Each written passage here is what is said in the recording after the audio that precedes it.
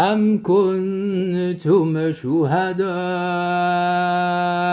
إذ حضر يعقوب الموت إذ قال لبنيه ما تعبدون من بعدي قالوا نعبد إلهك وإله آبائك إبراهيم وإسماعيل وإسحاق إلها واحدا ونحن له مسلمون تلك أمة قد خلت لها ما كسبت ولكم ما كسبتم ولا تسألون عما كانوا يعملون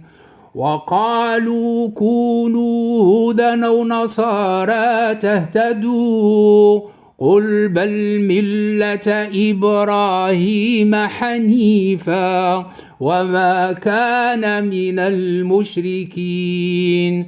قولوا آمنا بالله وما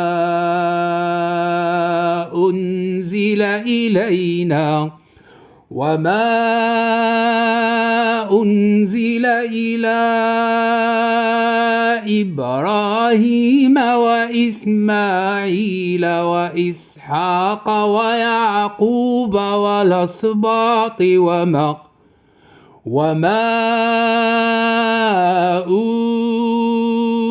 أوتي موسى وعيسى وما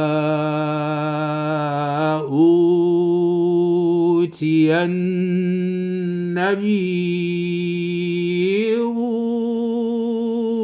من ربهم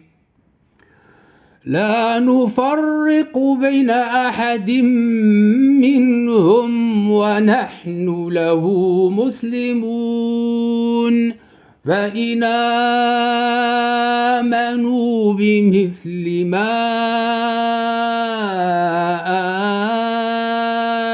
آمنتم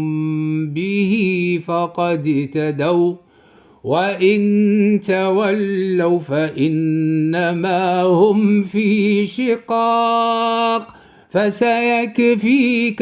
الله وهو السميع العليم صبغة الله ومن أحسن من الله صبغة ونحن له عابدون.